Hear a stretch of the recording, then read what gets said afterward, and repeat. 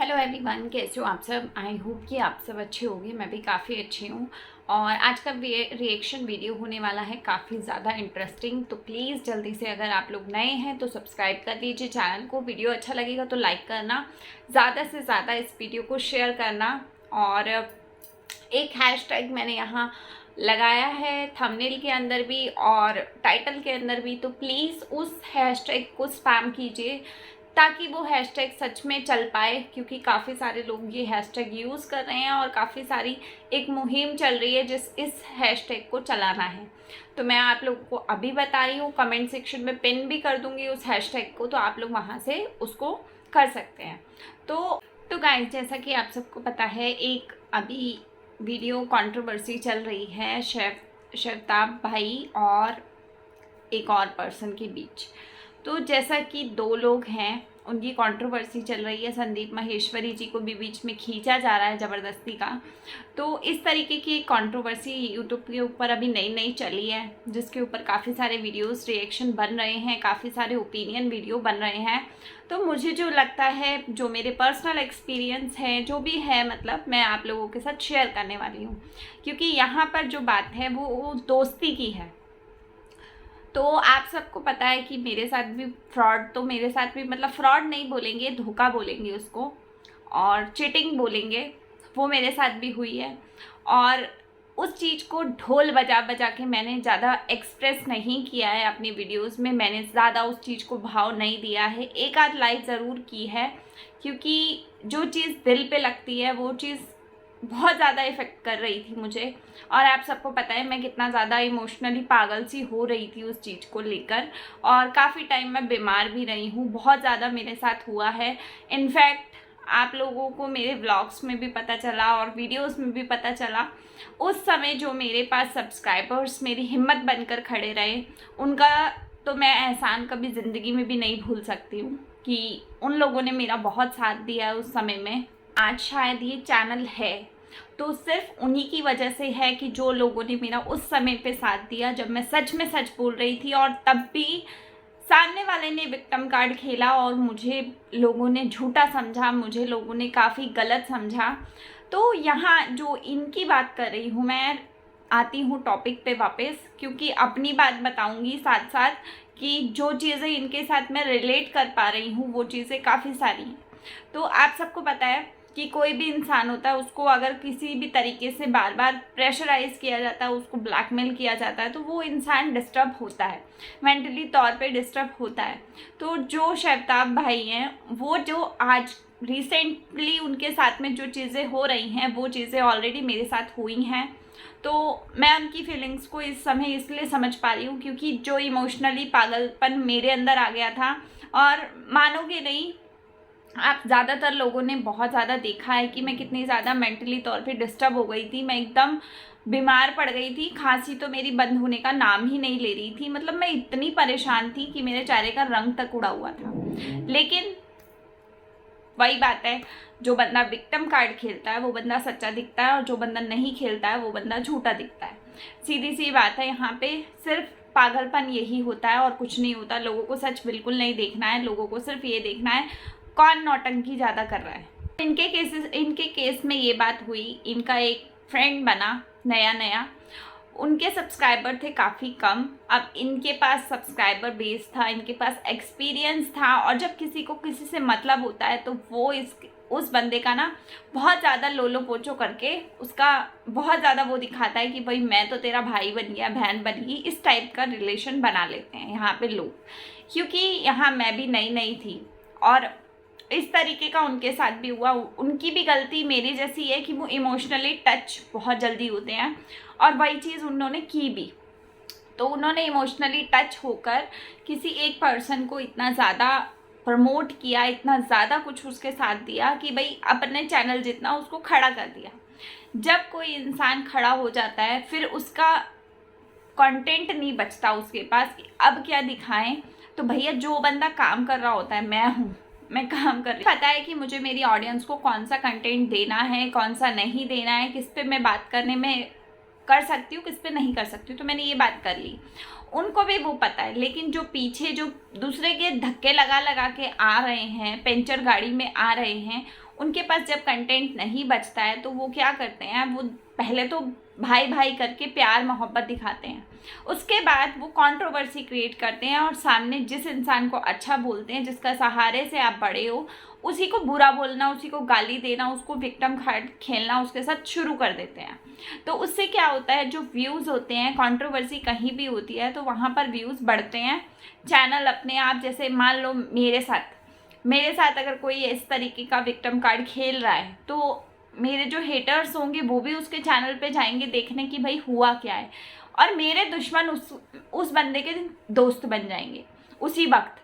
चाहे बेशक वो सच्ची लड़ाई हो, बेशक वो झूठी लड़ाई हो, लोगों को ये मतलब नहीं है, बस ये देखना है कि वो बंदा मुझे गाली दे रहा है तो बस उसने मुझे गाली दी तो हम दोस्ती कर लेते हैं, बस इतनी बात होती है। इस चीज़ से क्या होता है, जब दुश्मन वहाँ चले गए तो उसका सब्सक्राइबर बेस बढ़ गया, व्यूज़ बढ़ गए, उसके बाद जो मेरे अच्छे मतलब जो मेरे को बिल्कुल अंधों की तरह बिलीव करते हैं वो लोग भी देखने जाएंगे कि भाई हमारी जो यूट्यूबर है उसके बारे में वो बंदा क्या बोल रहा है, हमारे क्रिएटर के लिए क्या बोल रहा है, तो वो देखने जाएंगे तो व्यूज़ तो मिलेंगे, बेशक वो गाली लिख के आए, बेशक वो कुछ भी लिख के आए।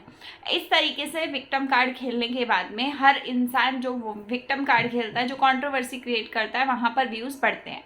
अब जो बंदा शांत चुपचाप बैठता है तो लोग उसे सोचते हैं ये झूठ बोल रहा है, तभी ये शांत बैठा है, ये डरा हुआ है इसीलिए डरा हुआ है क्योंकि ये झूठा है, इस तरीके का सोचते हैं। तो सेम इसी केस में यही हो रहा है कि शर्ताब भाई जो हैं वो बिल्कुल शांत बैठे थे, उनको काफ़ी ज़्यादा उन्होंने कंट्रोल किया। उनकी मम्मी हॉस्पिटलाइज थी, तबीयत ठीक नहीं है उनकी, तो भगवान करे कि सबसे पहले तो उनकी मम्मी की तबीयत ठीक हो जाए।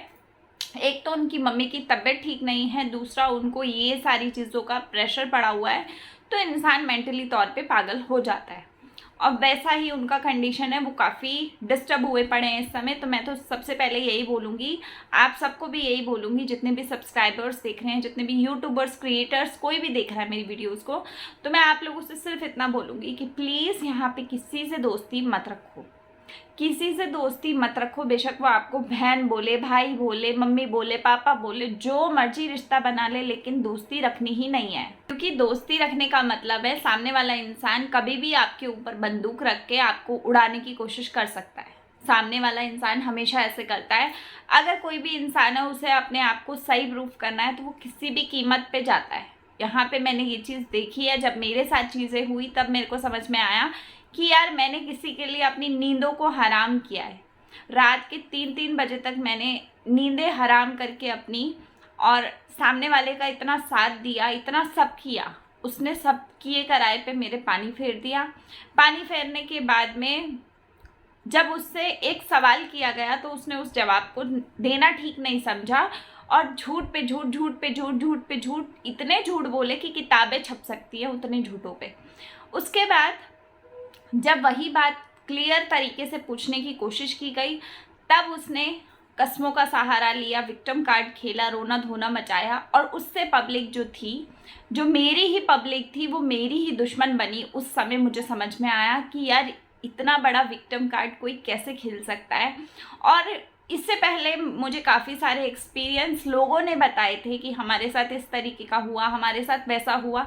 मैंने कभी ज़िंदगी में नहीं सोचा था कि कुछ ऐसा होता है, लेकिन जब मैंने वो चीज़ें अपने आप फील की तब मुझे समझ में आया। और आज जो शर्ताब भाई हैं उनके साथ ये चीज़ें हो रही हैं तो मुझे बिल्कुल समझ में आ रही है वो चीज़ें, मतलब मैं समझ पा रही हूँ इस चीज़ को, क्योंकि जो चीज़ें अपने साथ होती हैं वो शायद ज़्यादा इंसान अच्छे से समझ लेता है। उनके साथ विक्टिम कार्ड जिस पर्सन ने खेला, उस पर्सन ने 2 करोड़ की मांग रखी, 2 करोड़ का केस कर दिया इनके ऊपर। तो मुझे ऐसा लगता है कि किसी के दूसरे के हाथ को पकड़ के आप आगे बढ़ रहे हो, उसके बाद उसी के ऊपर आप बंदूक रख के उसी को काटने का, उसी को ख़त्म करने का कोशिश कर रहे हो, ये चीज़ बिल्कुल भी जायज़ नहीं है। आप मान लो उसको कहीं से भी किसी भी तरीके से बर्बाद कर दोगे, लेकिन आबाद आप भी नहीं रहोगे। ये बात मैं आज भी बोलती हूँ कि जो इंसान दूसरे का बुरा करता है, सच बोलना बुरा नहीं होता है, किसी का रिएक्शन देना किसी को बुरा नहीं है, लेकिन किसी के इमोशंस, किसी को अच्छे से मतलब हर्ट कर देना, उसके दिल के अंदर तक घुस कर आप उसके साथ इतने गंदे तरीके से खिलवाड़ कर रहे हो, और उसके बाद लोगों के सामने अपने आप को अच्छा प्रूफ करने के लिए रोने का सहारा, इसीलिए मैं रोने के खिलाफ हूँ। और मैं हमेशा अपने हर जो बंदा मेरे सामने रोता है ना, रो कर बोलता है कि मैं सच बोल रहा हूँ, मैं उस पर कभी भरोसा नहीं करती हूँ। मैं हमेशा अपने वीडियोस में भी बोलती हूँ, जो सितारा सलमा का केस हुआ था मैंने वहाँ भी ये बात बोली थी, हर रोने वाला इंसान सच्चा नहीं होता है। अंजलि के केस में भी बोला था कि अंजलि रो रही है, उसने अपना रोना धोना दिखा कर लोगों को बोला, तो वो रोना धोना सच में नहीं मानती हूँ मैं। यही चीज़ मैं आप सबको भी समझा रही हूँ कि जो भी चीज़ें होती हैं बहुत ज़्यादा सोच समझ के, यहाँ पे किसी पे भरोसा मत करो, किसी पे भी बात मत करो। इनफैक्ट मैंने तो आज तक लोगों से बात करना ही बंद कर दिया है। मैं सच में इतनी अंदर से ना गलत लगता है मुझे, मैं किसी से बात भी करती हूँ ना तो सिर्फ उतनी बात करती हूँ कि अगर मुझे कोई काम होगा तो मैं उससे बात करूँगी, उसे कोई काम होगा, टेक्निकल कुछ काम होगा तो मुझे अगर रास्ता पता है तो मैं उसे बता दूंगी। इसके अलावा कंटेंट से रिलेटेड या किसी के वीडियो से रिलेटेड या किसी भी चीज़ से रिलेटेड मैं कभी किसी के साथ नहीं देती हूँ। मैं खुल के मना कर देती हूँ कि भैया मैं आपका साथ नहीं दूंगी, मैं साफ मना कर देती हूँ। ज़्यादातर लोगों के पास तो मेरे नंबर भी नहीं शेयर करती। अब मैं पहले मैं फिर भी दे देती थी 2-4 लोगों को, अब मैं किसी को नंबर शेयर नहीं करती। इसीलिए नहीं करती क्योंकि मुझे भरोसा बिल्कुल नहीं है। तो बस यही था आज का वीडियो। जो 2 करोड़ का केस हुआ है वो काफ़ी गलत है और मुझे ऐसा लगता है कि शर्ताब भाई सही बोल रहे हैं, तभी उनकी आवाज़ में साफ नज़र आ रही है वो चीज़।